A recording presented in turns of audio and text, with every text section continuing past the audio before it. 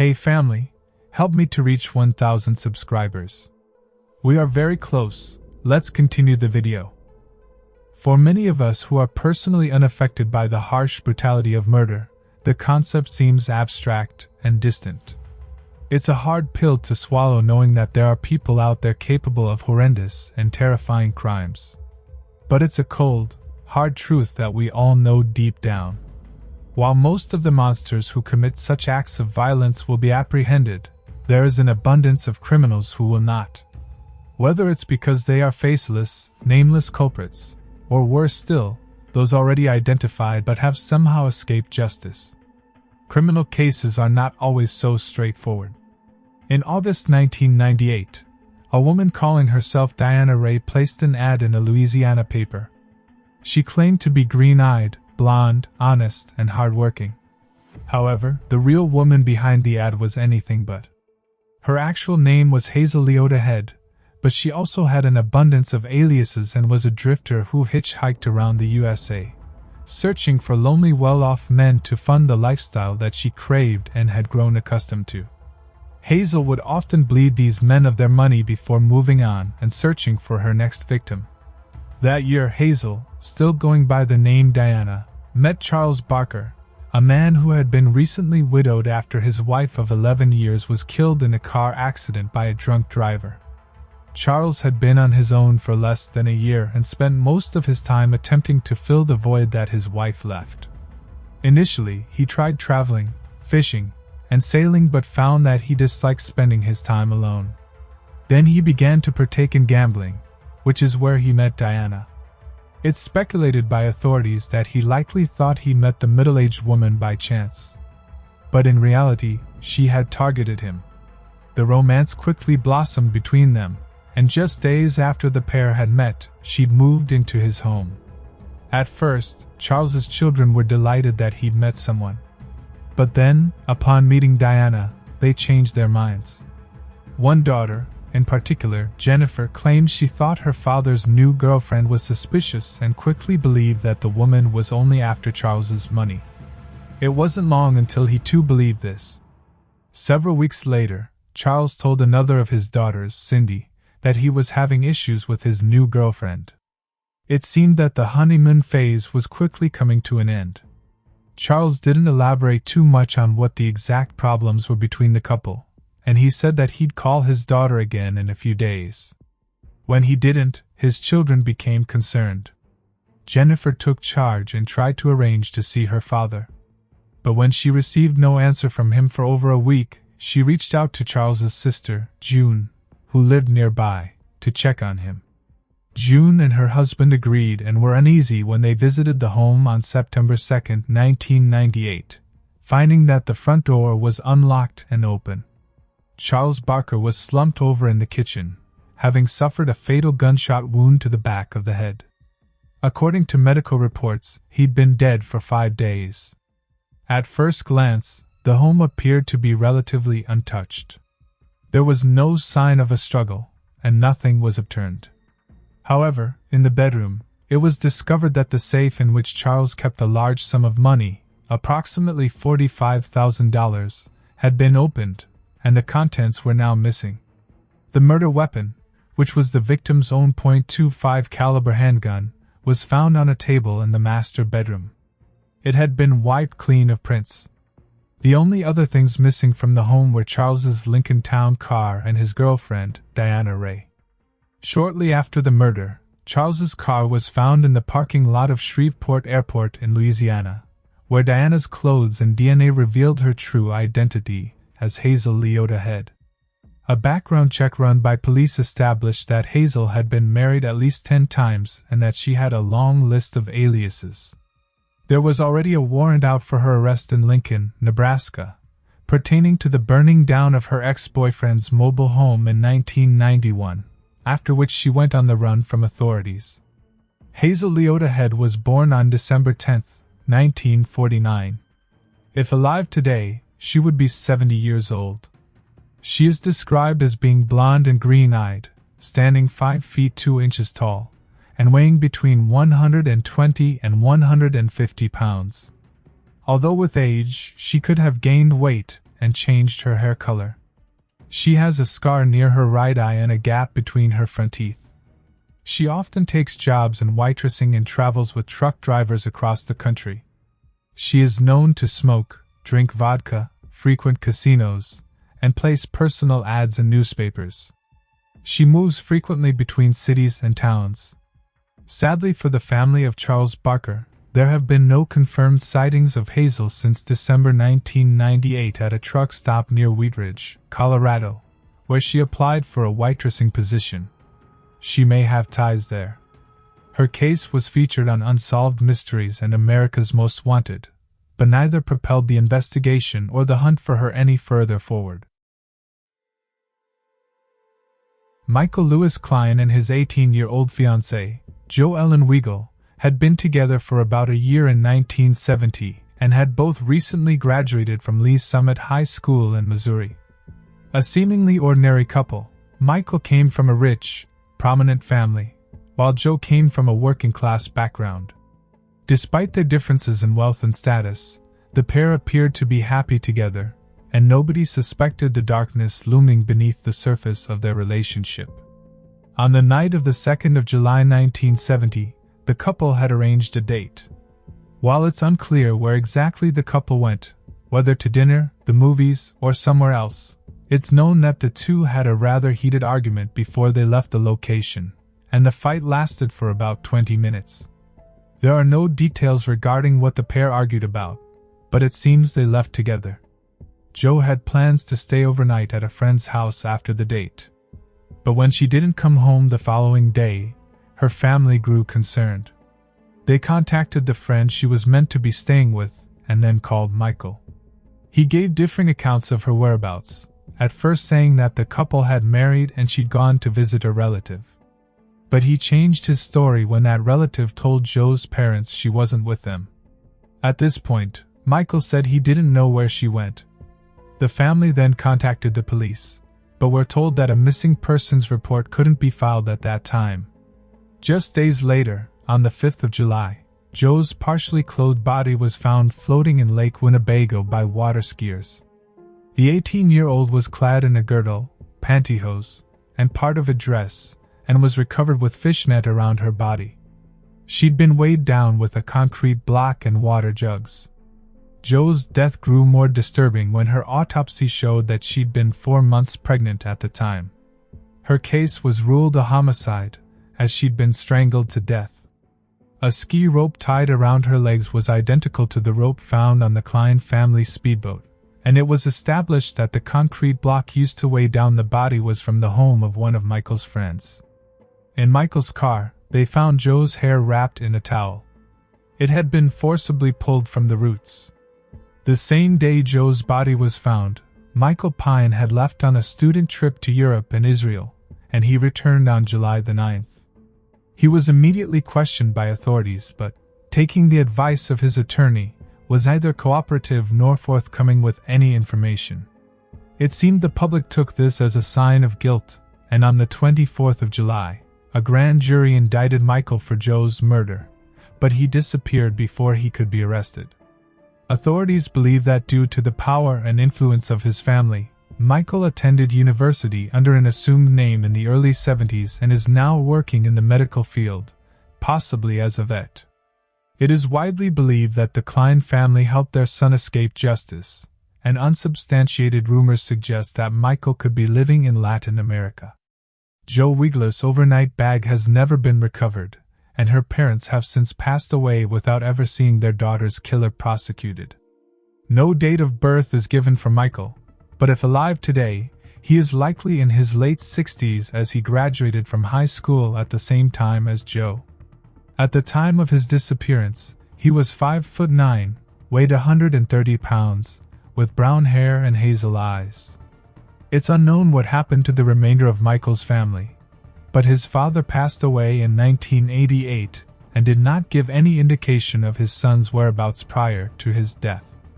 The case of Jo Weigler was featured on Unsolved Mysteries, but tragically, Michael Lewis Klein continues to go unapprehended.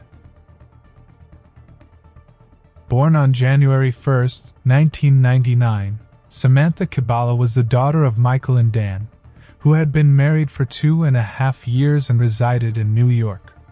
The couple had gotten married after just 9 months of dating, and all appeared to be well between the two. Prior to the birth of their daughter, there seemed to be no bitter feuds or unpleasantness between them. However, this all changed when Samantha came along. Almost immediately, just weeks after the birth, Dan began to behave erratically. She reportedly yelled at her husband, Michael, telling him that she didn't need him anymore. Michael came home from work the following day to find that all their furniture was gone, and Samantha's room had been cleared out. There wasn't a trace of her left. Extremely worried for the safety of his child, Michael phoned his mother-in-law.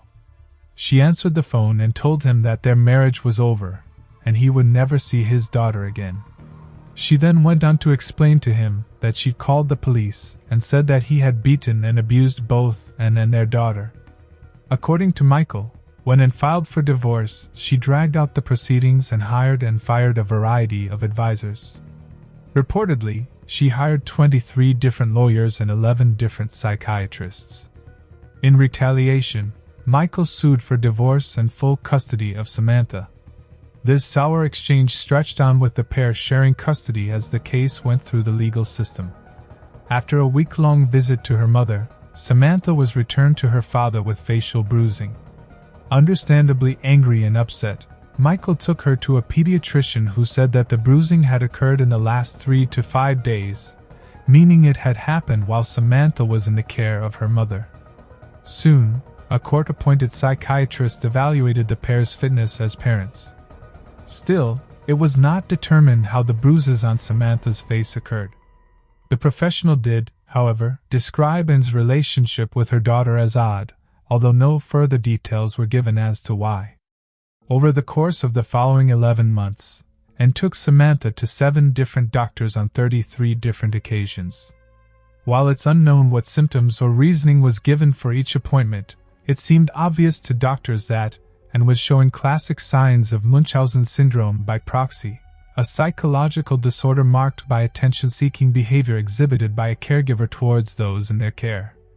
It is often seen in mothers. The sufferer gains attention by seeking medical help for exaggerating or made-up symptoms for their child. Despite the somewhat obvious signs that Anne was displaying, experts diagnosed her as having a severe personality disorder, with a mixture of traits from other conditions. As a result of this concerning diagnosis, it seems Anne was deemed unfit to care for her child alone, and Michael was then given full custody of Samantha. Anne quickly appealed this decision, and it was determined by the legal system that she had a right to still see her daughter via visitations. However, this is not where the story ends. On February 3, 2001, things took a sinister turn when Michael dropped Samantha off at the police station for a scheduled overnight stay with Anne. When he came to collect his daughter the following day, neither Samantha nor her mother showed up. They had disappeared. 2 months later, in April, Anne's SUV was discovered abandoned in a Brooklyn parking garage. There were no clues inside that indicated either party's whereabouts. Michael has not seen his daughter or estranged wife since. And Kabbalah is wanted for kidnapping, unlawful flight to avoid prosecution, custodial interference, and unauthorized use of a motor vehicle. She and her daughter may have been traveling with a 12-pound red mini spaniel dog named Vodka. At the time of her disappearance, Anne was 5 foot, weighed 120 pounds, with brown hair and blue eyes. She may have cut her hair short and dyed it blonde since then, and she is known to wear glasses when driving. Her date of birth is March 25, 1963, meaning she would be 56 years old today, and has an accounting degree from Brooklyn College and previously worked in that field. She has a dental condition for which she may seek treatment, and she is likely in contact with medical professionals. She may use the surnames Yermak, Sol, or Kaplan. It is believed by authorities that Anne had been purchasing prepaid calling cards at a convenience store for months prior to the abduction of her daughter, as her mobile phone and credit cards have not been used since the disappearance. Samantha Kabbalah was just 2 years old at the time she went missing. If alive today, she will soon be turning 21. When she disappeared, she had light brown hair and brown eyes. It is suspected that the mother and daughter may be in New York City, Palm Beach County, or Boynton Beach, Florida, Illinois, or New Hampshire. In 2006, the pair was possibly sighted in Santa Fe, New Mexico. While it's not confirmed, the witness is believed to be credible. Samantha was described as being quiet and withdrawn, and it was reported that her mother didn't interact with her much. Michael Kabbalah believes that Anne's mother is helping to hide his daughter, as she has refinanced her house multiple times. He still searches for his daughter and believes she was being homeschooled when she was younger, as he has never found her enrolled in any school system. It's been 18 years since he last saw his child, but tragically there have been no new leads in the case despite being featured on the TV shows Unsolved Mysteries and America's Most Wanted. Brian Dylan Ninsfield was just 18 years old in January of 1997. A freshman at Roger Williams University in Bristol, Rhode Island, Brian was enjoying his second semester and was described as being quiet with few friends. After enduring his parents' divorce when he was younger, he and his parents agreed upon Roger Williams University as his school of choice, as it boasted a home-like atmosphere. Brian often found himself homesick while attending his architecture course. In his downtime, he enjoyed reading and listening to music by the water beneath Mount Hope Bridge, and he is known to have been overwhelmed by the school's academics, struggling somewhat to keep on top of his studies. On January 31st, Brian's life slowly began to unravel when he received a disturbing phone call from a former Roger Williams University student who claimed he was going to get him and informed him that he could still access campus. After the call at around 12:30 a.m., Brian phoned his father, requesting that he come down to the university. His father, in turn, told him to call campus security, whose only advice was to change his phone number. A week later, on February 6th, Brian finished his literature class and was never seen again. His parents were not alerted that their son was missing until February 12th. His room remained undisturbed when his parents arrived, but his mother, Marianne, found Sam in his bed, which caused her concern since Brian was very clean and tidy. At some point shortly after he went missing, Marianne received a call from a woman who claimed to be associated with the school and said that a staff administrator and 2 faculty staff members were withholding information about Brian and the case. However, the line then went dead. Nothing further has come of this lead, and the woman on the other end of the phone has never been identified. 6 months later, in September, Labor Day weekend, a mother and daughter walking along the Hog Island beach located a few miles from Brian's school stumbled across the ghastly discovery of a shoe on the shore, which contained part of a foot inside. DNA showed that the limb belonged to Brian, as did a shin bone that was found nearby. No other remains have ever been found, and the student was presumed dead upon the gruesome discovery. Eventually, the man who'd made the threatening phone calls to Brian was identified. He was a former student named Josh Cohen and was pointed out by campus officials. While Josh and Brian were friends during Brian's first semester, it has been suggested that the two were romantically involved, although no one can say for certain. It's alleged that the relationship ended just weeks before Brian's disappearance. While Cohen admitted to making the phone calls, he claimed they were all in jest. Authorities do not believe that Josh Cohen is involved with Brian's disappearance. There are several theories regarding the case of Brian Ninsfield. Some speculate he accidentally fell into the river beneath Mount Hope Bridge, or that perhaps he jumped from the bridge itself. His parents believe their son fell victim to foul play and that Cohen, who made the distressing phone calls, was responsible. Another theory put forward by online investigators is that perhaps Cohen was going to come forward about their relationship, and Brian committed suicide as a result, as he was unhappy or uncomfortable with the decision. Brian's parents largely blamed Roger Williams University for failing to notify them when their son vanished. As the first 24 hours are so precious in a missing persons case, they felt they'd have had a better chance of finding Brian alive had they been alerted sooner. His father Stephen said, "I remember just this uncaring, unsympathetic, unconcerned attitude by the university."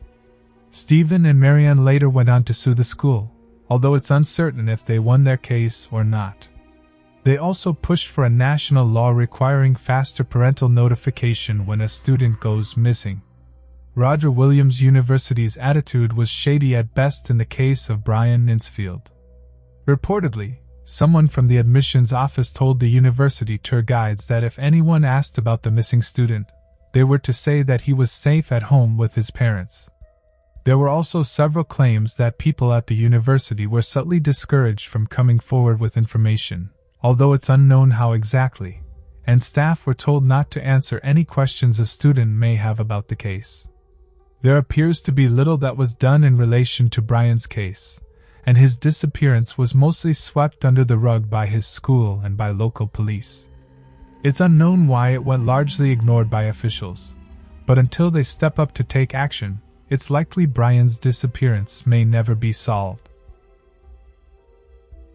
19 years old at the time of her disappearance and subsequent death, Teresa Allor was staying at Champlain College in Lennoxville, Quebec, Canada, and was a clever and well-rounded girl. On Friday, November 3, 1978, Teresa reportedly had plans to study and work on a book report for her college course. She told friends this and made plans to meet with them around 9 p.m. that night. However, she never showed up. When she was reported missing, police brushed the teen's disappearance off as a simple runaway. This initial lack of interest in Teresa's case set a precedent that continued over the course of her disappearance and her later murder. Teresa's body was found on April 13, 1979, by a Muscat trapper 6 months after she was reported missing. Her jewelry and watch were still on her body, as was her clothing. She was located in Compton in a small body of water, about 1 kilometer from her dormitory residence there. The on-scene coroner reported seeing signs of strangulation on the 19-year-old's body, but a cause of death could not be established. So, police assumed that it was drug-related, possibly an overdose, and that Teresa's fellow college students had panicked and dumped her body instead of calling for help. That said, no drugs were found in her system, but police were disturbingly dismissive of the idea that foul play had occurred. Very little investigation was done into the case of Teresa Law, and it was later found that her clothing had been destroyed just 5 years after her body was discovered. In the summer of 2002, Teresa's family enlisted the help of a friend and investigative reporter who wrote several articles outlining and presenting the evidence that showed that the student was murdered and was not a victim of an accidental overdose. The journalist also pointed out the possible link to 2 unsolved cases that had taken place in Quebec. One was of 10-year-old Manon Dub in March 1978, and the other was of Louise Cameron in 1977. Manon went missing 2 months prior to the discovery of her body and was found dead, fully clothed in March in a block of ice miles from where she was last seen. She had been painstakingly removed from the substance with a hatchet, and her cause of death remains undetermined. While police speculated that she'd been hit by a car, there was no evidence to prove it. Louise went missing on March 23, 1977, and was found 2 days later naked, but for the shoelace around her neck. Her clothes had been left next to her body, and she'd been sexually assaulted before she was strangled. Both cases remain unsolved, but an FBI consultant backed the idea that the 2 girls were linked with Teresa's death. They suggested that a serial sexual predator was active in the Quebec area during the 70s and advised police to investigate all 3 murders together. Several of the women were also named in these links. In 2004, Quebec's Cold Case Unit was created, and 15 years later in 2019, Montreal followed suit. However, there appear to be no new leads in any of the cases of the 3 girls mentioned. Teresa's brother John, who was just 14 at the time of his sibling's death, is one of the biggest advocates for seeking justice in Teresa's case and the other possibly linked women and girls. He last saw his sister boarding a train to head to college and had given her a Styx album for her birthday. In John's research on the case, he came across an abundance of missing women from the 70s and beyond. Reportedly, many of the cases carry similar elements. For example, many have found nude or semi-nude, have been sexually assaulted, show signs of strangulation, and the use of a vehicle is involved. The only brief suspect in Teresa's case is barely a suspect at all. Online spectators proposed that the man who was in charge of the student's residence was somehow involved. He was never questioned and disappeared shortly after the murder. The residence was then shut down by the college despite the ongoing housing shortage. The man has never been identified, and his absence never explained. It's uncertain why the residence was later closed. Teresa Allor's case remains unsolved. Born Betsy Ruth Artsmeyer on July 11, 1947, in Holland, Michigan, the 22-year-old student was barely into adulthood when her life was cut short. Betsy was one of 4 children in her family and initially studied English and art at the University of Michigan before enrolling at Pennsylvania University after she graduated. Her long-term boyfriend, David Wright, was a medical school student at the university, speaking fondly of his deceased girlfriend. David recalls many years later how he wondered what would have happened had Betsy stayed with him on the weekend she was murdered. He had plans to marry her. On November 20, 1969, she was in the library doing research for a paper when she was spotted collapsed on the floor by fellow students. Bystanders began to perform CPR on the young woman, thinking that she'd suffered some sort of seizure or had otherwise passed out. The campus hospital was contacted, and by 5:59 p.m., an ambulance had transported Betsy to the Ridenow Health Center where she was pronounced dead a short time later. It wasn't until doctors examined the 22-year-old that they realized that she'd been stabbed once through the left breast. Not only was she wearing a red dress which concealed her blood, but she also bled out into her lungs, leaving very little of the substance around the wound. Authorities who later investigated the murder concluded that Betsy had likely been stabbed from behind as her hands and arms sported no defensive injuries. They theorized she was also likely familiar with her killer and didn't fear him. Reportedly, just several minutes following Betsy's stabbing, either 1 or 2 men left the library telling the clerk, "Somebody better help that girl." One witness claimed there was only one blonde man. It's unknown whether it was 1 or 2 men, and in either case, he or they remain unidentified.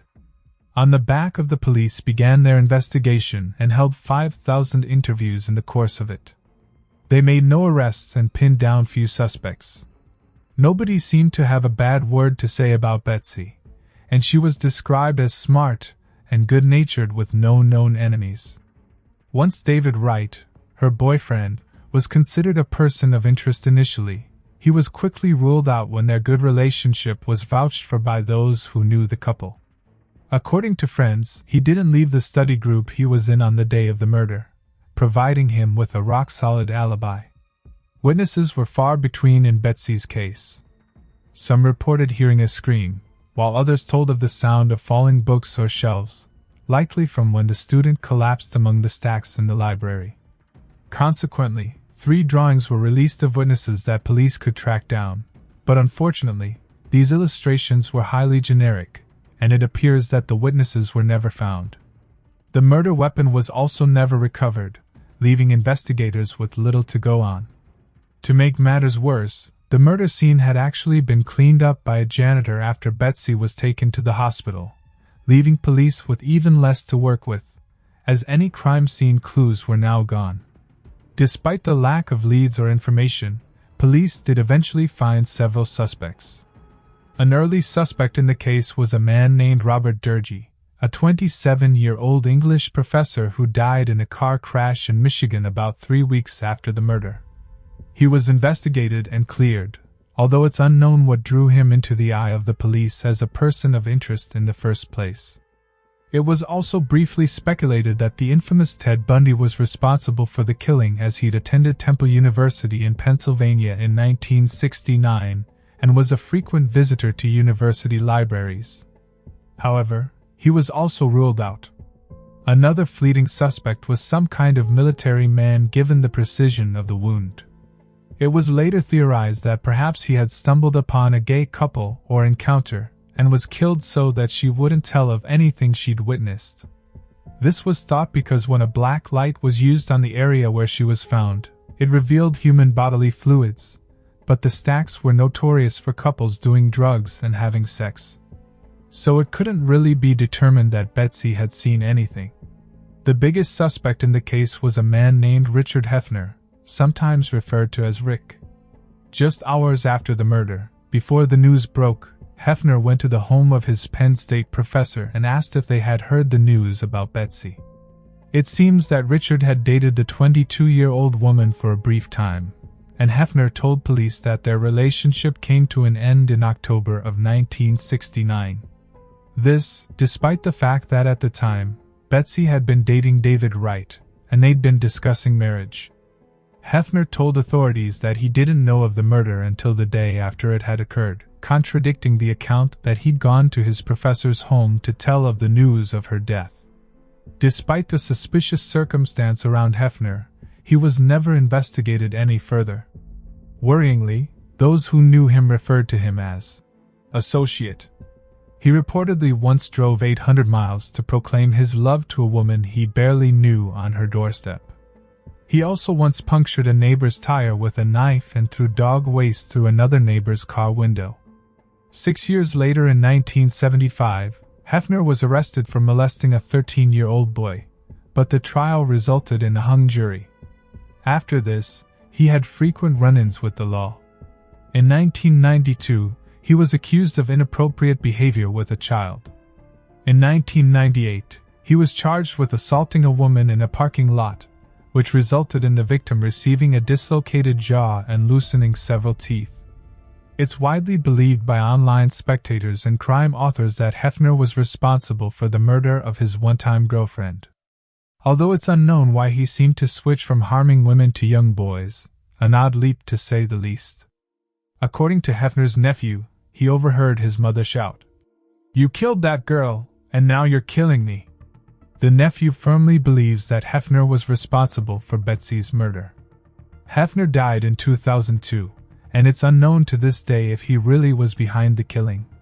Betsy Artsman's family never received justice for their daughter, and her former boyfriend David Wright still thinks about what could have been. Betsy's case remains unsolved 50 years later. Thursday, February 11, 1897, should have been a perfectly ordinary day for 33-year-old housekeeper Elizabeth Annie Camp.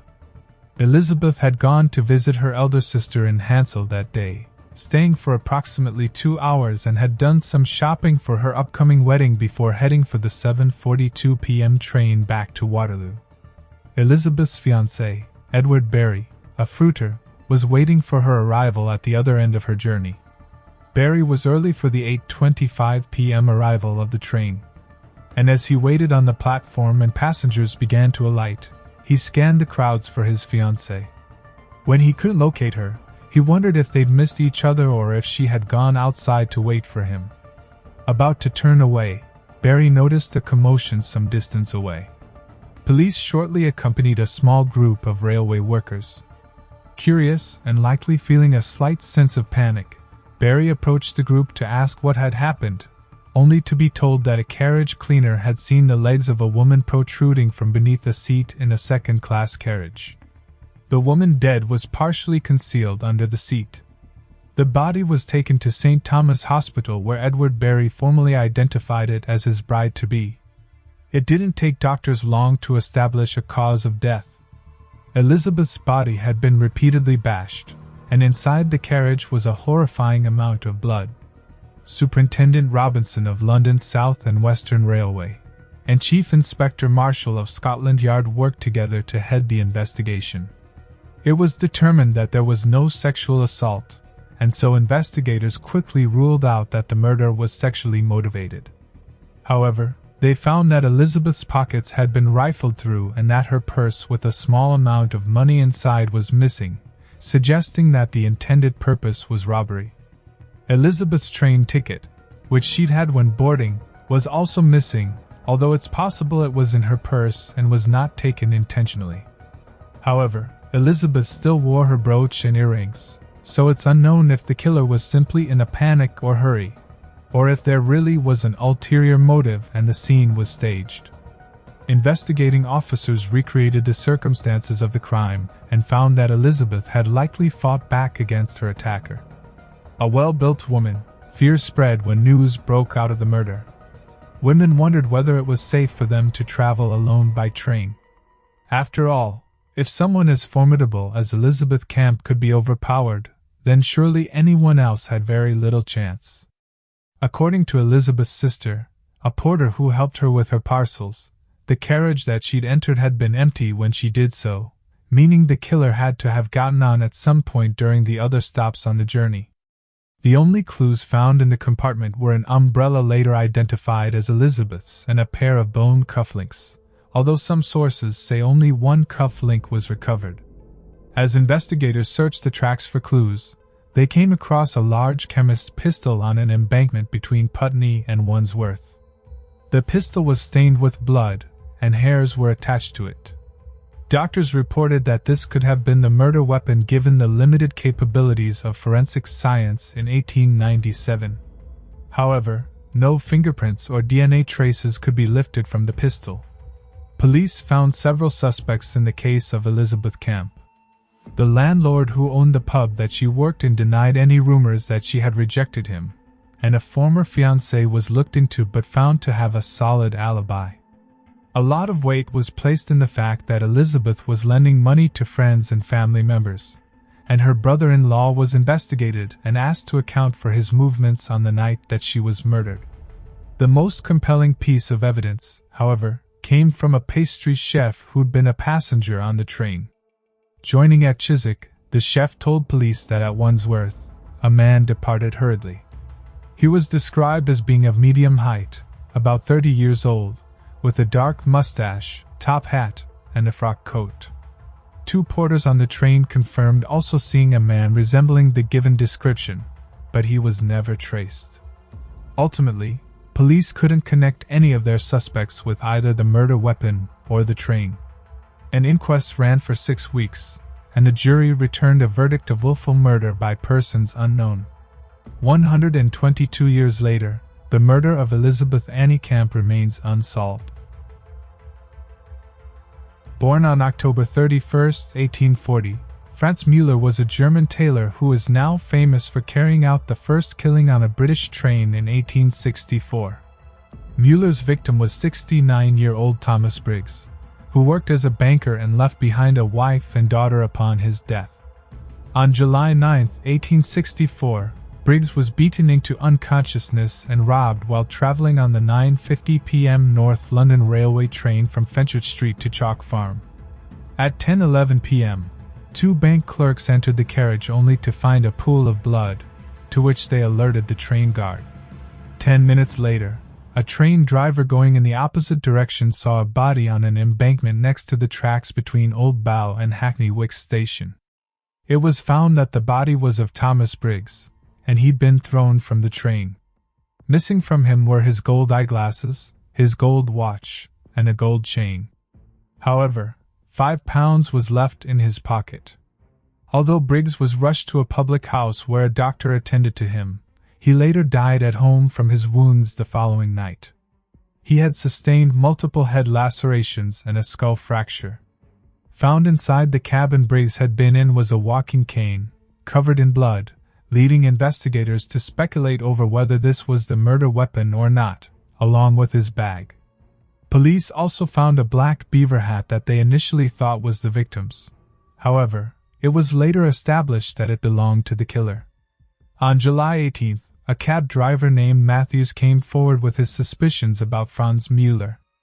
Müller had previously been engaged to Matthews's eldest daughter, and he had recently come to his house with a gold chain in a box. While he did attach the chain to his own watch, he noticed that the box was sold by a jeweler in Cheapside. Authorities went to investigate the shop owned by John Death. Death confirmed that he had indeed had Franz Müller inside of his store on July 11th. Police had obtained a photo of him from Matthews and that Müller had exchanged a gold chain for a cheap chain as well as a ring. Matthews also confirmed that the beaver hat belonged to Müller, stating that he was the one who actually bought it for him. Police issued an arrest warrant and then went to Müller's home where his landlady again confirmed that the hat belonged to Müller. She also told authorities that he'd left on July 14th and that he did not act suspicious when he came home the night of the 9th. There was no blood on his clothes when she washed them, she claimed. Investigators found out that Müller had boarded a ship to New York, and they promptly followed suit on July 20th in pursuit of him. The ship arrived 3 weeks before Müller did, and when he arrived on August 25th, he was arrested. Briggs's gold watch and hat were found on him. He'd altered the latter in an attempt to disguise himself, it seemed. Müller was extradited to the UK where he stood trial. He maintained his innocence throughout, claiming he was elsewhere during the murder, including at a brothel. Several witnesses were brought forward by the defense, and it was claimed that Müller had obtained the items from a man at the docks. The jury did not buy this and took only 15 minutes to find him guilty of murder on October 20th. Müller was publicly hanged outside of Newgate Prison in London on November 14th. A crowd of 50,000 spectators watched on. Reportedly before being hanged, he told a German-speaking pastor, "I did it," when he was asked if he was responsible. Müller's hanging was one of the last public executions carried out in England. Although Briggs's murder was undoubtedly a horrible and needless one, it did provide more solutions for keeping passengers safe on their railway journeys. As a result of the death, the communication cord was implemented in all trains, and carriages with corridors were created. On the 3:25 p.m. Southampton to Reading train on Monday, June 29, 1964, a 12-year-old boy went to the toilet, only to witness the grisly and frightening sight of the body of a murdered teen. Frightened, the boy ran off screaming and alerted a passenger who pulled on the communication cord just as the train was leaving Basingstoke. The victim, 15-year-old Yvonne Laker, was on her way back to boarding school, having boarded at Southampton. Her father was an RAF serviceman stationed in Singapore, and Yvonne had been staying with her grandparents over the weekend. They ultimately were the ones to formally identify her body. Yvonne's blue holder was found in the middle of the train, while her shoes and beret were found the following day along the track, 10 miles south of Basingstoke.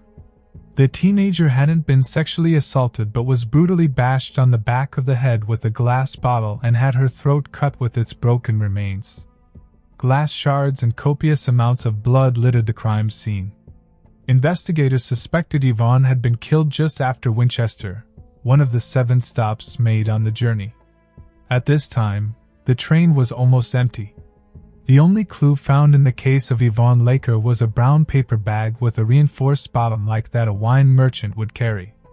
A greaseproof bread wrapper was inside, as well as 4 biscuits and a tin manufactured by Marks & Spencer. Despite police's attempts to identify the owner, no one ever came forward to claim the bag, and so it's suspected it belongs to the murderer. During the investigation, 40 out of 60 passengers promptly came forward and were subsequently cleared. The only suspect in Yvonne's death was a 27-year-old married father of 3 who'd been arrested for motoring charges and had mentioned being on the train at the time of the murder. Green glass matching that from the crime scene was found in the pockets of the unidentified man, but he claimed not to know how it got there.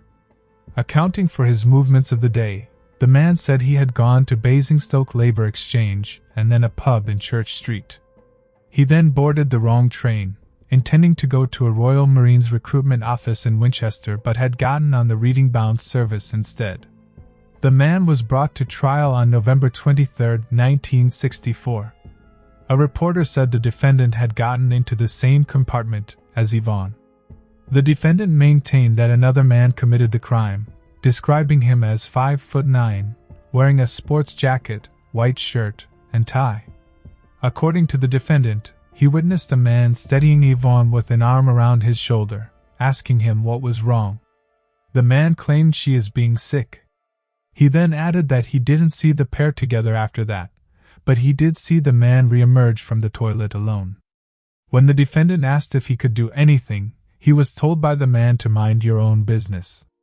A series of witnesses confirmed seeing a man acting suspiciously near the track before he ran off, and one even claimed that the man on trial was not the same man that he had seen.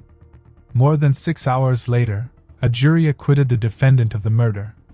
However, he had allegedly torched 4 barns in North Hampshire and set fire to furniture in a house in Basingstoke, and was later jailed for 18 months in relation to 1 barn and the furniture. No other suspects were ever identified, and it's unknown what really went on the day that Yvonne Laker was murdered. Her case remains unsolved.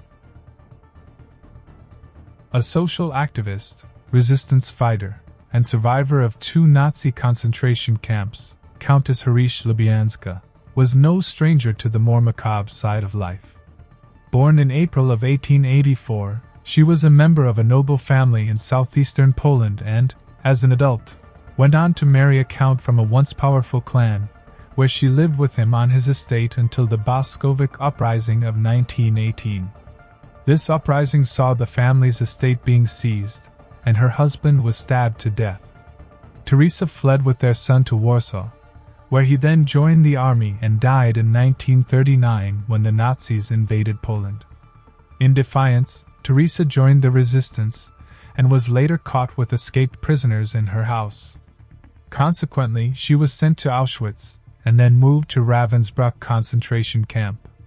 When she was later released, Teresa fled to the UK where she worked on behalf of wartime prisoners, seeking compensation for them. At the time of her death in 1957, she was 73 years old and lived in a flat in Kensington. Prior to the attack that led to her death on May 24, 1957, Teresa told friends that she had been to the police to tell them that she felt threatened and that her life could be at risk. However, further details of why she felt threatened or who was threatening her remain unknown. The night of her murder, Teresa was on her way home from having dinner with friends and yelling. A member of staff on duty at the Gloucester Road Underground station heard footsteps on the emergency stairs at around 10:20 p.m. This wasn't an uncommon sound, as people who wanted to avoid paying for tickets would often try and sneak by using the stairs. However, shortly after the sound of footsteps, a woman's voice shouted, "Bandit!" Somewhat alarmed, the member of staff went to investigate and found a woman who was tall and white-haired walking slowly to the left. Noting her frailty, the staff member offered her his arm and helped her to the left, asking what about bandits. Teresa then replied, "I have been knifed." It was then that the staff member noticed blood running down the front of her jacket. He asked where the bandit was, but Teresa told him that she didn't know. At street level, emergency services were called, and Teresa was put in the temporary care of the station inspector. A passing detective constable accompanied the woman to St. Mary's Hospital, and en route she told him, "I was on the platform, then stabbed." Teresa died shortly after arriving at the hospital. The team of investigating officers searched the train station but were unable to come up with any murder weapons. They also found there to be no blood anywhere but near the lift, meaning that they couldn't locate just where exactly the murder took place. As authorities searched for a motive behind the killing, they ruled out robbery since nothing was stolen from Teresa. They also thought that a well-lit platform in a public place wasn't a likely place to carry out premeditated murder, and that a small knife, like the one that created Teresa's 5 stab wounds, was unlikely to be used for an assassination. Although the train Teresa rode was identified, neither the guard nor the driver saw anything or anyone suspicious. The adjacent tunnels were searched, but no new leads came off this. It's theorized that the murderer escaped via the emergency stairs. Investigators worked tirelessly on Teresa's case. London Transport Police traced bus drivers and conductors in the area at the time. A total of 214 Piccadilly Line trains were examined. Hundreds of railway staff were interviewed, including 64 train crews. Every knife found over the next few months was given to the police so it could be forensically looked over. At an inquest held on the 19th of August, 1957, it was found that a huge 18,000 people had been interviewed by the police during the course of the investigation. The verdict of the inquest was, unsurprisingly, murder by persons unknown. Polish-speaking police officers intermingled with guests at Teresa's funeral in prompt and oratory, listening out for any clues or culprits to reveal themselves. But nothing came of this attempt at finding answers. Several suspects were identified in Teresa's murder, including a school worker who had turned up the next morning with a black eye and scratches on his face, but this lead did not appear to pan out. A man seen loitering in the station days prior to the attack was traced and located, but it turns out he was in psychiatric care at the time of the crime. Despite the extensive and thorough investigation by authorities, the murder of Teresa Lepiansk remains unsolved. Asia Jakila Degree, known to her family and peers simply as Asia, was a curious, empathetic, and sensitive young girl. Her deep-rooted love for family, school activities, and innocent youthful passion for basketball was cut short by an unexplainable, unsolved disappearance in the early morning hours of Valentine's Day, 2000. Leaving all who knew her across her hometown of Shelby, North Carolina, grasping for answers in a sea of evidence that drowned us all in doubt. As I hope to provide more substantial reasoning built upon observable evidence and situational analysis, this is an examination of the disappearance of Asia Degree and the trail of clues near the woods along State Highway NC-180. On February 14, 1988, a Valentine's Day full of endless joy, the energy of true love, and excitement for the future saw the happy couple of Harold and Akela Degree get married. 2 years later, on August 5, 1990, the husband and wife gave birth to a little girl, Asia, and soon, the couple became a family of 4, adding a baby boy named O'Brien. The Degrees stuck to their roots in Shelby, North Carolina, and blossomed as a close-knit family in their cozy residential home in the northern rural area, west of Charlotte.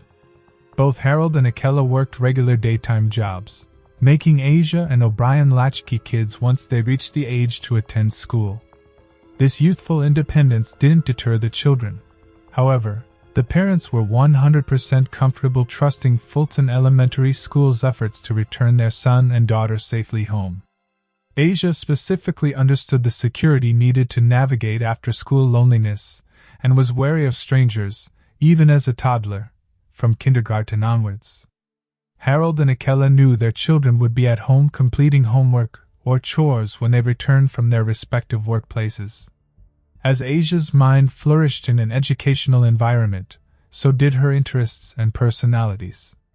While she spent a bulk of her free time at home, she did involve herself in extracurricular activities at Fulton, joining the local youth basketball league.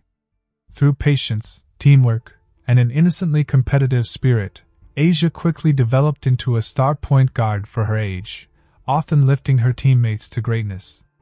In fact, 2 days before her disappearance, Asia played in a league basketball game. Her team was undefeated at the time but suffered the first loss the day after Asia fouled out of the game because of her competitive fire and love for her teammates.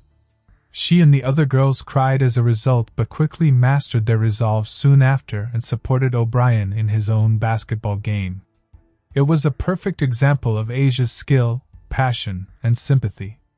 Despite her academic and athletic duality, Asia was still quite reserved back at home. Her mother and father were quite suspicious of the world back in the late 1990s and the effects of new technology, specifically the internet, on young children's developing brains. Thus, the couple decided to focus on raising their son and daughter, mostly around the extended family, their church community, and local schools. Instead of an electronic atmosphere, as a byproduct of these methods, the Degree household did not include a computer. Akila reasoned that, at the time, the nightly news seemed to have a daily storm about pedophiles coaxing young minds via the internet. Nevertheless, Asia didn't mind the lack of technology, already cautious and shy in bigger social climates. She was more than okay with settling within the parameters of her parents' close watch and never strayed far from good behavior. It was this simple, if not hyper-secure, way of living that made Asia's disappearance that much more puzzling. She showed zero signs of disturbance or inclination to up and leave. Her intense fear of dogs led her parents to believe she didn't even like leaving the house in rule when it could be avoided. Regardless, when Harold and Nikita woke up to celebrate their 12th year anniversary in marriage, the joy, love, and excitement from 1983 were replaced with trepidation, mystery, and helpless terror. On Valentine's Day 2000, Asia Degree vanished. The mystery begins on February 11, 2000. It's a Friday, and the Degree siblings Asia and O'Brien had the day off from school. They go to their Aunt Keisha's house just down the street in their home neighborhood and later to their respective basketball practices. The following day, on Saturday, February 12th, Asia and her youth basketball team suffer their first loss of the season. The loss upsets Asia and her friends, who walk around the court faking injuries before a fellow teammate asks them to stop. Asia eventually comes around and understands the situation, reverting back to a normal self later in the day. In the evening, Asia sleeps over at her cousin's slumber party, where the girls watch television late into the night. On Sunday, February 13th, Harold and Nikita Degree pick up their daughter, and the family attends church. Immediately following, they go to the residence of another cousin, Shelanda Brown, where Asia's grandmother gives her cologne and candy. Exhausted from the slumber party, Asia returns home and goes to bed at 6:30 p.m. Her rest is disturbed a couple of hours later when a gusty thunderstorm hits the Shelby area. Asia heads to the living room to watch television with her parents. At around 9 p.m., a motorcycle crash in the neighborhood takes down power lines, causing the Degree household to lose electricity. Akida wakes up, who sleeps on the couch, and tells him to move the kerosene lamp. Harold can't go back to sleep and watches more TV, later checking on Asia and O'Brien, who were both soundly asleep in their beds at 2:30 a.m. Sometime in the very early a.m. hours, Bryant Degree wakes up and hears his sister stirring in bed.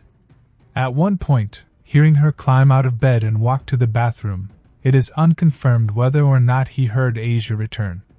It's between this moment and 4 a.m. on February 13th, 2000, that Asia grabs her backpack stuffed with clothes and sneaks out of her room, her family none the wiser. At 5:45 a.m., Akita awakens to get her children up and ready for Monday morning classes. However, when she checks the kids' bedroom, she finds O'Brien asleep and Asia's bed empty. She soon finds the rest of the house void of her daughter's presence, and restlessly searches the nooks and crannies of their home. Harold soon joins the immediate search, and when they find Asia's set of house keys are also missing, they call her grandmother, who lives across the street. The grandmother informs them that she never saw or heard from Asia. Harold and Akita are left to walk up and down the street, screaming their daughter's name, desperate and afraid.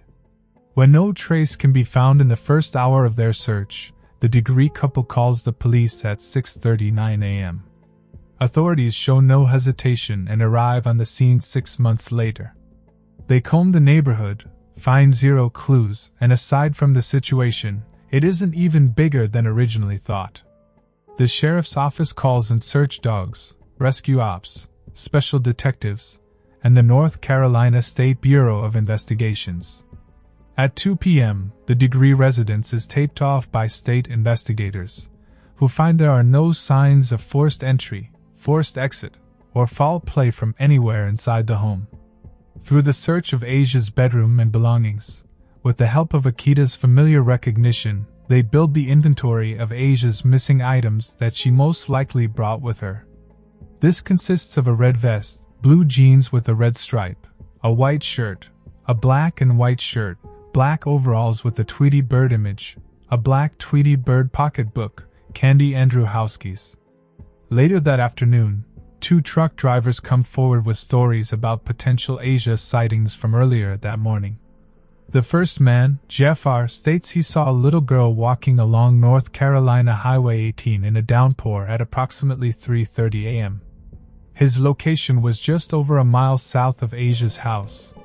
The second man, retired Sheriff's Deputy Roy B., along with his son, saw what they first thought to be a short-statured woman at 4:15 a.m. walking down Highway 18, just before the Highway 180 intersection. This was also about a mile south of Asia's house. And Royce sent out an alert to fellow truck drivers to keep their eyes open.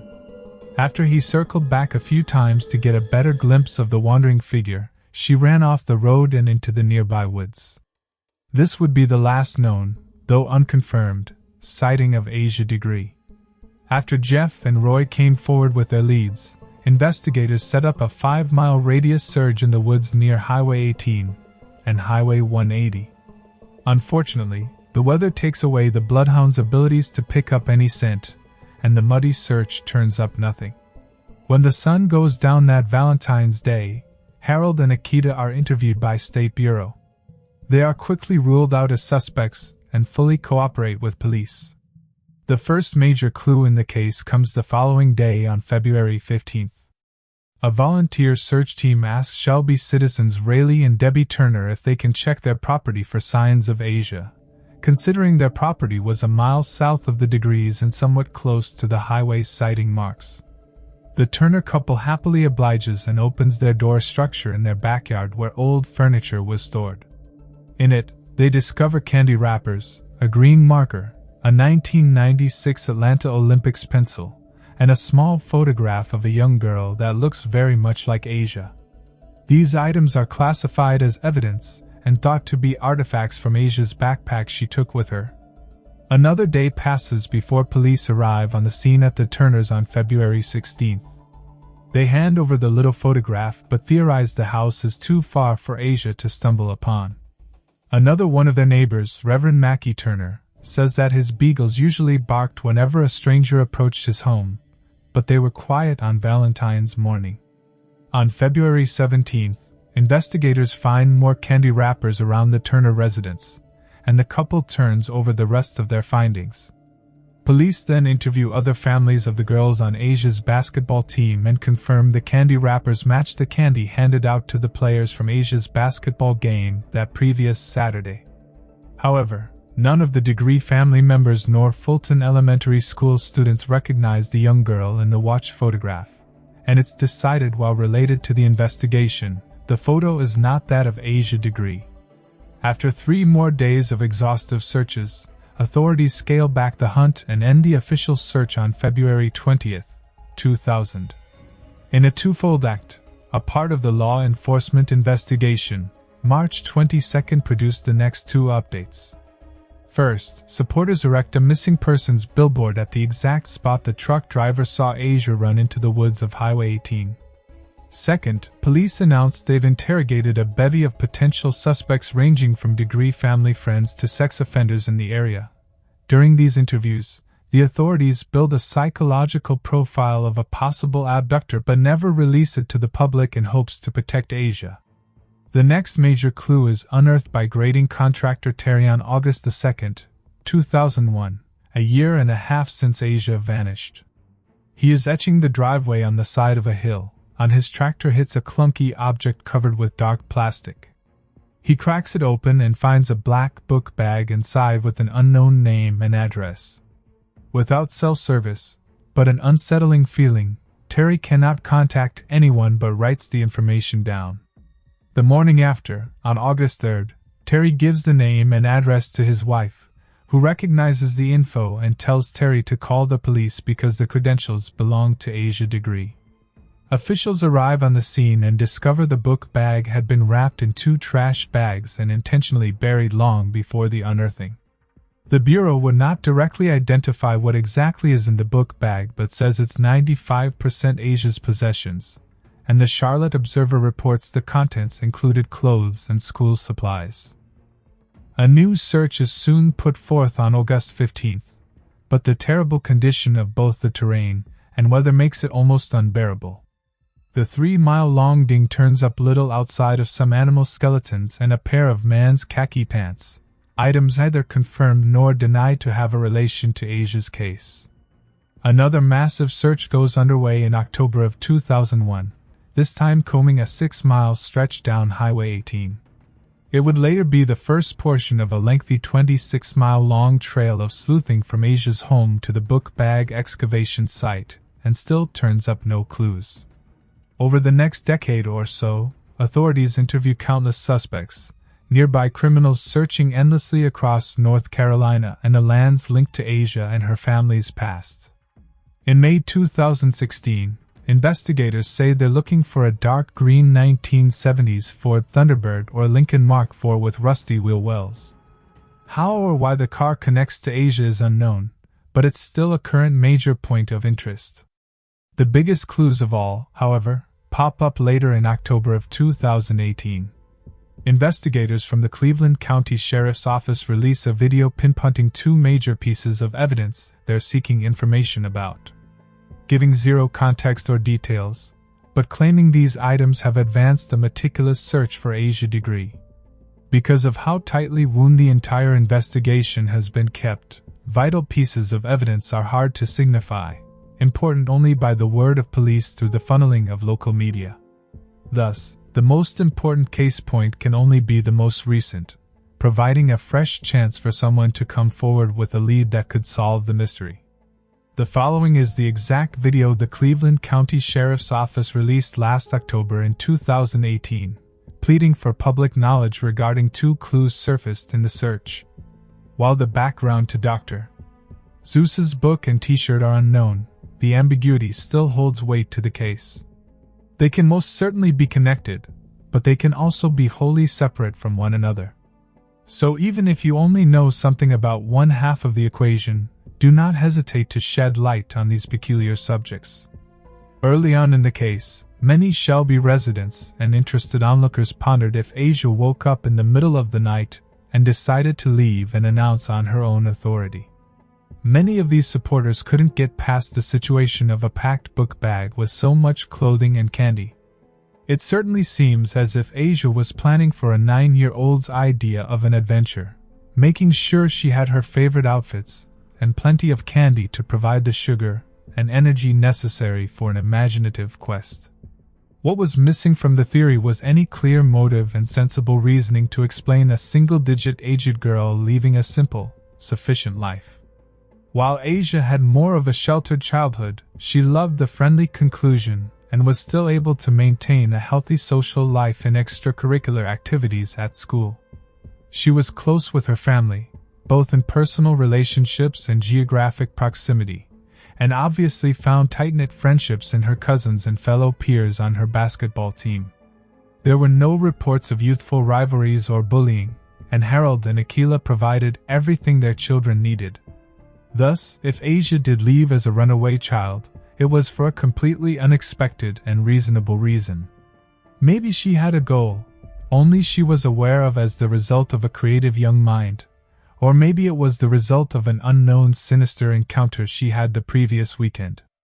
Maybe she made instant plans to meet a friend or even a stranger for a Valentine's Day engagement, and packed the only way she knew how, instructed to leave before dawn at the ignorance of her parents and brother. It's a hard theory to swallow, considering the complete lack of supporting evidence, and the fact that Asia had little connection to anyone outside of her controlled circle. The idea of a potential kidnapping spawned whispered speculation about Asia's disappearance as well. Obviously, police ruled it out right away after a few detailed inspections of the Degree children's bedroom, and exit routes proved foul play was a non-factor. Of course, there's always a possibility that an abductor was stealthy enough to get in and out, careful not to leave fingerprints or any trail behind. Or as a few corners of the internet like to hypothesize, the culprit came from within the household, placing suspicion on Harold Degree himself. The theory is based on the fact that Harold was the last person to see his daughter, spent most of the evening away from his wife on the couch, and made an unscheduled trip to the grocery store late at night. However, the circumstantial facts end there. Asia's father and the entire family, for that matter, have denied any such rumors or conspiracies. They point to Harold's underlying love for Asia, apparent throughout her young life. He, along with Akila, has spent hundreds of dollars, thousands of hours, and never-ending energy looking for their precious daughter. He has cooperated with police investigations and was ruled out by the authorities very early on and, for what it's worth, passed polygraph tests. While it's easy to point fingers at physical people with faces we can see, it's more than likely a figure yet to be identified who took Asia's life into their own hands. Still keeping an abductor theory in mind, some internet sleuths wonder if a serial killer was involved. North Carolina has had its share of murderous minds, such as the Edgecombe County serial killer. But very few line up their insidious activity with the timeline of Asia's disappearance. The one interesting possibility is Scott Williams, a serial killer who murdered 3 women spanning 10 years in 1997, 2004, and 2006. The homicides took place near Monroe, North Carolina, only a couple of counties over from Cleveland County and the Degrees' hometown of Shelby. Scott Williams' whereabouts in late 1999 are unknown. However, he was also charged with kidnapping and rape against 2 other women in 1995 and most interestingly in 2000, yet considering all of the potential in Scott's history and criminal inclinations, his modus operandi doesn't match Asia's profile. Scott mostly preyed upon middle-aged white women and had no prior incidents with young African American girls. Also, because he was entering into the criminal database of the United States Justice Department, his DNA and fingerprints would be available to match if the investigators on Asia's case discovered either type of evidence in their hunt for answers. It's more than likely Scott Williams is a circumstantial suspect holding little weight in the lineup of theoretical suspects. In terms of other possible serial killers or murderers, the sad fact of the matter is, many cases involving African American children, teenagers, and women are left unsolved, unaccounted for, and kept out of the media. Thus, evaluating patterns and creating a database for killers with similar profiled victims doesn't exist, leaving the world to ponder if there was indeed a serialized string of kidnapped black females in the Carolinas at the turn of the millennia left in the mud and forgotten or worse ignored. Before we divulge our hypothesis of Asia's unsolved disappearance, we want to make known our conclusions presented in Cold Case Detective are purely logical speculation based on evidence, circumstance, and factual subtext. We are only privy to the same information presented in each video, and we do not attempt to promise certainty or an expert guarantee on the findings we reach in closing. We simply observe, research, and report. In regards to the 9-year-old girl who vanished without a trace on Valentine's Day of 2000, we believe an explanation derives as a combination of the theories discussed in the previous segment. The seemingly intentional packing of her book bag leads us to figure Asia did indeed leave the household on her own. Why? It's nearly impossible to fathom. Whether or not someone asked her to leave is too vague of an assumption to try and hone in on the details, but still a curious speculation. Then, sometime after leaving her house, Asia lost herself along the North Carolina highways and wandered into the woods, meandering without a call or comfort and surviving on the candy she packed. Somewhere along the way, she probably ran into something sinister, or rather someone sinister ran into her. It's at this point Asia's trail goes cold, most likely taken against her will in the clutches of an unidentified shadow. There are 0 signs pointing to either life or death, but with resounding optimism, there is a chance Asia's heartbeat just the same as it did 19 years ago.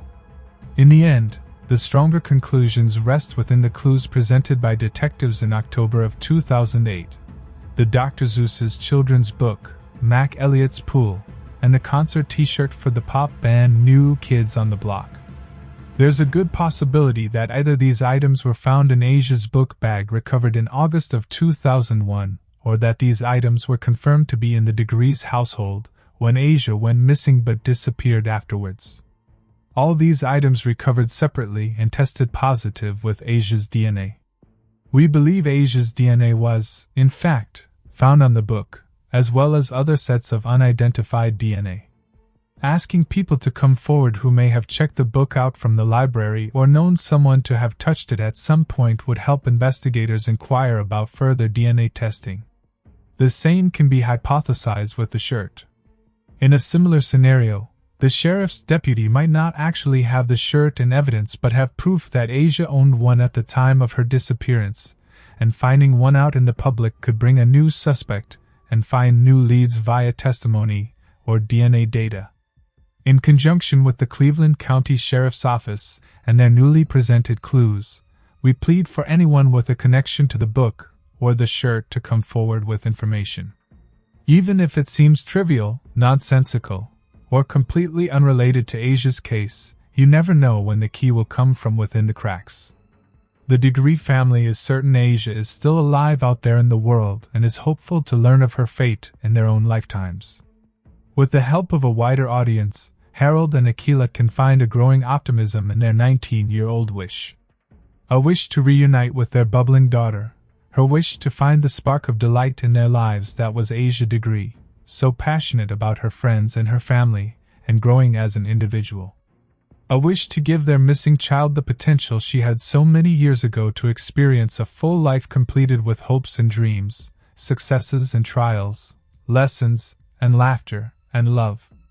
And regardless of how it's achieved, let's shed some light on Asia Degree's mystery and make sure that next Valentine's Day, Harold and Akila return to the days where the anniversary was defined by joy and excitement, a day full of family bonding, a February 14th void of confusion and sponsored by closure. If you like this case, you can join our family by subscribing our channel. We are so close to get 1,000 family members. Let's continue. Formed into a homicide cold case. In the summer of 2015, Abby's life takes a 180-degree transformation. She picks up a job at a nearby Foot Locker, enters an unapproved relationship by her mother and stepfather, moves out of their home, enrolls at a public school for her senior year, and displays increasing agitation towards both her personal and social life as the leaves change colors and the warmth of summer turns to the chill of autumn. Abby continues to worry her friends and family by missing more school than she ever has in her past, skipping classes for unknown reasons. The pattern of truancy peaks on Wednesday, October 21st. Danielle, Abby's friend whom she has been staying with at the time, texts Abby, informing her that she'd be running late for her doctor's appointment. And if Abby needed to leave for school by herself, that would be okay. Abby was supposed to drive Danielle to her own charter school called the Lisa Academy, but Abby responded with a text that read, "No, it's not a big deal at all. I swear. I really didn't want to go today anyway because there's all that drama."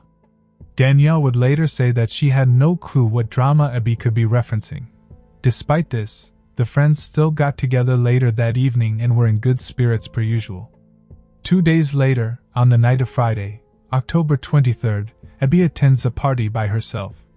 Danielle later mentioned that she didn't go because she didn't know any of the other attendees, hinting that the crowd was familiar only to Abby. During the festivities, Abby was allegedly gang-raped by 4 men, recorded by one of their cell phone cameras.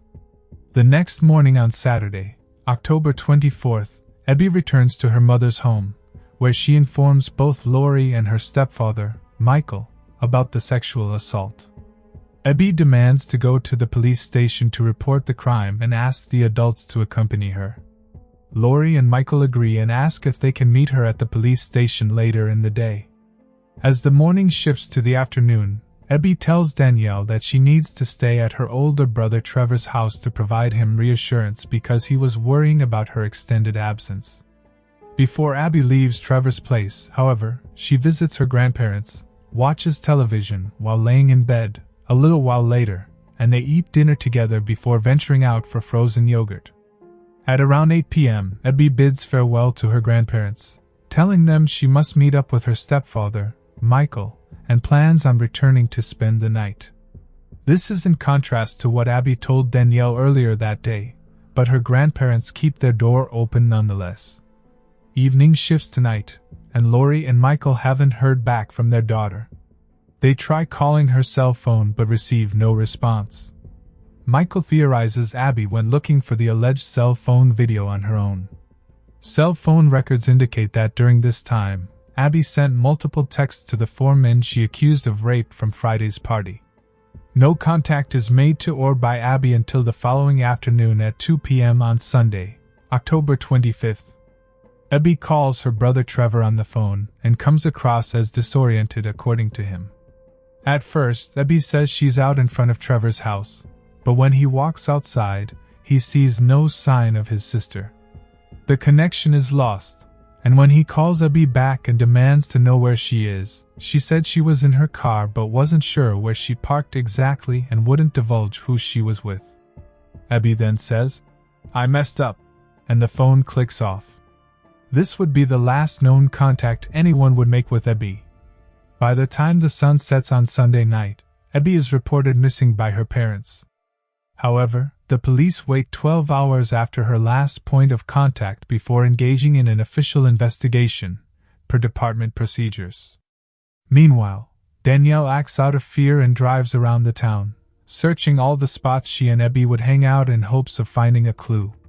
3 days after that final phone call to Trevor on Wednesday, October 28th, a security guard patrolling a parking lot near a wooded area of a Little Rock neighborhood recreational ground called Charlemagne Park discovers Abby's 2003 Volkswagen Versailles. When the Volkswagen is still in the same position 2 days later, law enforcement comes in on October 30th to search the car. They confirm Abby's ownership, find the gas tank empty, the battery dead, the key in the ignition, and Abby's phone, wallet, and contact lenses sitting in the front seats. The investigation continues. A few days pass by, and Abby's good friend Kaylee and her mother Audrey Foley catch a putrid smell of decomposition emanating from a sewage drain near Charlemagne Park in their own search for clues. After multiple calls to Little Rock Police Department, detectives assigned to the case finally arrive back on the scene but disregard the Foley's claims, stating they had already completed an intense search of the area and their cadaver dogs would have picked up on any human decomposition. They assume the smell is that of an animal, and the Foleys are pushed away.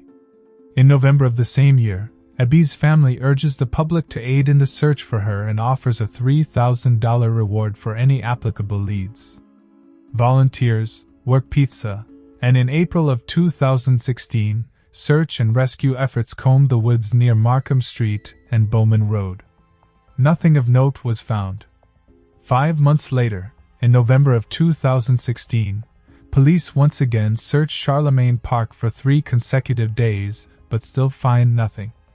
In May of 2017, authorities theorized the case is most likely a homicide, and a month later, the Stepuck family increases their reward for information to $50,000.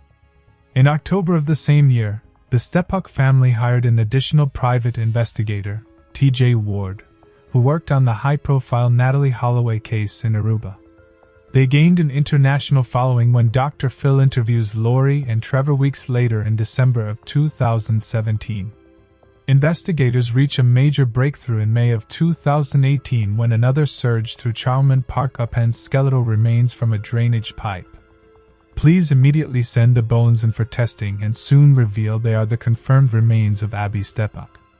In October of 2018, 3 years to the date after Abby disappeared, law enforcement announces that the medical examiner discovered Abby's preliminary cause of death but would not release any further details or what the COD result was due to the case still being an open homicide investigation. As of today, there will be no further updates. However, police are still inviting anyone with information to come forward. When looking at the grand scheme of Abby Stepp's case, it's difficult to pinpoint any massive clues or weighted leads. But under a microscope, there is one corner of the evidence bank that could withhold keys to unlocking both who Abby was in contact with before she disappeared and with how the initial investigation was muddied with inconsistencies. Despite this, the friends still got together later that evening and were in good spirits per usual. 2 days later, on the night of Friday, October 23rd, Abby attends a party by herself. Danielle later mentioned that she didn't go because she didn't know any of the other attendees, hinting that the crowd was familiar only to Abby. During the festivities, Abby was allegedly gang-raped by 4 men, recorded by one of their cell phone cameras. The next morning on Saturday, October 24th, Abby returns to her mother's home, where she informs both Lori and her stepfather, Michael, about the sexual assault. Abby demands to go to the police station to report the crime and asks the adults to accompany her. Lori and Michael agree and ask if they can meet her at the police station later in the day. As the morning shifts to the afternoon, Abby tells Danielle that she needs to stay at her older brother Trevor's house to provide him reassurance because he was worrying about her extended absence. Before Abby leaves Trevor's place, however, she visits her grandparents, watches television while laying in bed, a little while later, and they eat dinner together before venturing out for frozen yogurt. At around 8 p.m., Abby bids farewell to her grandparents, telling them she must meet up with her stepfather, Michael, and plans on returning to spend the night. This is in contrast to what Abby told Danielle earlier that day, but her grandparents keep their door open nonetheless. Evening shifts tonight, and Lori and Michael haven't heard back from their daughter. They try calling her cell phone but receive no response. Michael theorizes Abby went looking for the alleged cell phone video on her own. Cell phone records indicate that during this time, Abby sent multiple texts to the 4 men she accused of rape from Friday's party. No contact is made to or by Abby until the following afternoon at 2 p.m. on Sunday, October 25th. Abby calls her brother Trevor on the phone and comes across as disoriented according to him. At first, Abby says she's out in front of Trevor's house, but when he walks outside, he sees no sign of his sister. The connection is lost, and when he calls Abby back and demands to know where she is, she said she was in her car but wasn't sure where she parked exactly and wouldn't divulge who she was with. Abby then says, "I messed up," and the phone clicks off. This would be the last known contact anyone would make with Abby. By the time the sun sets on Sunday night, Abby is reported missing by her parents. However, the police wait 12 hours after her last point of contact before engaging in an official investigation, per department procedures. Meanwhile, Danielle acts out of fear and drives around the town, searching all the spots she and Abby would hang out in hopes of finding a clue. 3 days after that final phone call to Trevor on Wednesday, October 28th, a security guard patrolling a parking lot near a wooded area of a Little Rock neighborhood recreational ground called Charlemagne Park discovers Abby's 2003 Volkswagen Versailles. When the Volkswagen is still in the same position 2 days later, law enforcement comes in on October 30th to search the car. They confirm Abby's ownership, find the gas tank empty, the battery dead, the key in the ignition, and Abby's phone, wallet, and contact lenses sitting in the front seats. The investigation continues. A few days pass by, and Abby's good friend Kaylee and her mother Audrey Foley catch a putrid smell of decomposition emanating from a sewage drain near Charlemagne Park in their own search for clues. After multiple calls to Little Rock Police Department, detectives assigned to the case finally arrive back on the scene but disregard the Foley's claims, stating they had already completed an intense search of the area and their cadaver dogs would have picked up on any human decomposition. They assume the smell is that of an animal, and the Foleys are pushed away. In November of the same year, Abby's family urges the public to aid in the search for her and offers a $3,000 reward for any applicable leads. Volunteers, work pizza, and in April of 2016, search and rescue efforts combed the woods near Markham Street and Bowman Road. Nothing of note was found. 5 months later, in November of 2016, police once again searched Charlemagne Park for 3 consecutive days, but still find nothing. In May of 2017, authorities theorized the case is most likely a homicide, and a month later, the Stepuk family increases their reward for information to $50,000. In October of the same year, the Stepuk family hired an additional private investigator, T.J. Ward, who worked on the high-profile Natalie Holloway case in Aruba. They gained an international following when Dr. Phil interviews Lori and Trevor weeks later in December of 2017. Investigators reach a major breakthrough in May of 2018 when another surge through Charlman Park upends skeletal remains from a drainage pipe. Police immediately send the bones in for testing and soon reveal they are the confirmed remains of Abby Stepak. In October of 2018, 3 years to the date after Abby disappeared, law enforcement announces that the medical examiner discovered Abby's preliminary cause of death but would not release any further details or what the COD result was due to the case still being an open homicide investigation. As of today, there will be no further updates. However, police are still inviting anyone with information to come forward. When looking at the grand scheme of Abby Step's case, it's difficult to pinpoint any massive clues or weighted leads. But under a microscope, there is one corner of the evidence bank that could withhold keys to unlocking both who Abby was in contact with before she disappeared and with how the initial investigation was muddied with inconsistencies. Many police departments across the country keep their 911 calls logged for years on end, if not saving the entire audio files. Further complaints against the original investigators also highlight the lack of interviews with key players in the case. Abby's grandparents, who were the last confirmed subjects to see her, were not interviewed for a year and a half after her disappearance. In addition, the security guard who found Abby's car was not contacted for an official interrogation by anyone on the case until a few months after the fact when the first private investigator, Monty Vickers, interviewed him. The security guard actually revealed to Vickers that he had footage captured by a camera in his car that showed multiple instances of Abby meeting an unidentified man in the same parking lot where her vehicle was left. These video recordings were years and years old, unfortunately, and were deleted before Abby vanished. But it's still inexplicable why the original authorities on the case wouldn't interview the security guard with such interesting vital information. Sadly, no further information is known about the guard or the mysterious parking lot man. All we can do is hope that the current investigators on Abby's case consider all these issues and have returned to research the red flags raised by worried onlookers before we divulge our hypothesis of Abby's unsolved murder. We want to make it known that conclusions presented in Cold Case Detective are purely logical speculation based on evidence, circumstance, and factual subtext. We are only privy to the same information presented in each video, and we do not attempt to promise certainty or an expert guarantee on the findings we reach in closing.